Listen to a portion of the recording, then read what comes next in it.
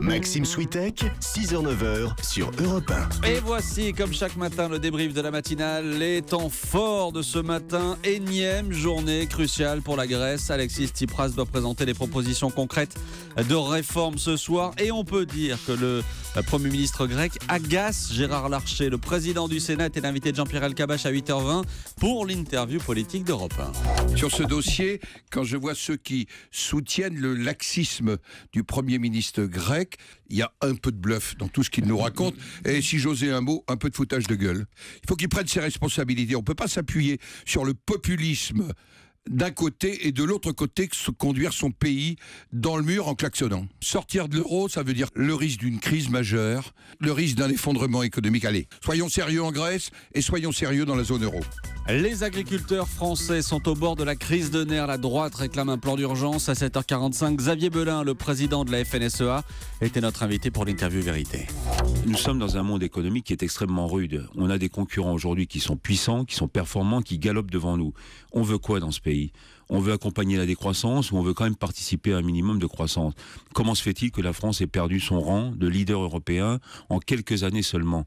Donc réveillons-nous et aujourd'hui, disons-le clairement, s'il n'y a pas une hausse de prix sur un certain nombre de produits, notamment des filières animales, les choses vont s'envenimer malheureusement. Réveillons-nous, dit Xavier Belin. La prise d'otage de l'hypercachère, c'était il y a tout juste 6 mois. Alain Coinon a été pendant 6 heures l'un des otages du terroriste Amédi Koulibaly. Son témoignage, vous l'avez entendu en exclusivité sur Europe 1. Il avait le visage découvert, il nous a donné son nom, il nous a dit que c'est lui qui avait tué la policière de Montrouge, qu'il était en lien avec les frères Kouachi. Enfin, c'est bien évident qu'il s'attendait à mourir. Et que par conséquent, nous, les otages, il ne fallait pas faire beaucoup d'illusions sur le sort qui nous attendait. Il nous a tous interrogés sur qui nous étions. Nom, âge, profession et origine. Il était venu pour tuer des juifs. On poursuit ce débrief de la matinale. 35 millions de cartes bancaires permettent le paiement sans contact, permettent de payer jusqu'à 20 € sans taper son code.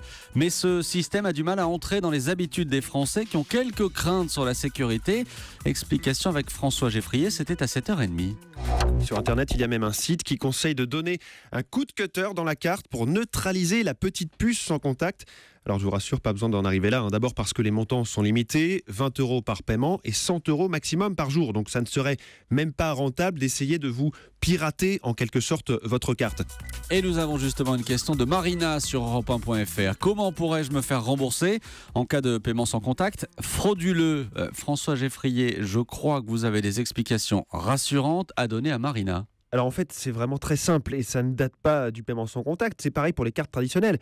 Votre banque vous remboursera immédiatement toute opération non autorisée. C'est écrit dans la loi. Dès que vous aurez contesté par écrit, donc un courrier ou bien sur la messagerie en ligne de votre banque, vous serez remboursé. Idem pour les agios éventuels liés à cette fraude. Et d'ailleurs, les banquiers ont tout intérêt à vous rembourser parce que vous savez, la confiance, c'est le pilier central du système des banques. Donc un banquier qui vous prouve sa bonne volonté et qui vous dit « je vous rembourse en cas de problème », forcément, vous lui faites confiance. Oui, merci pour ces explications, François Geffrier.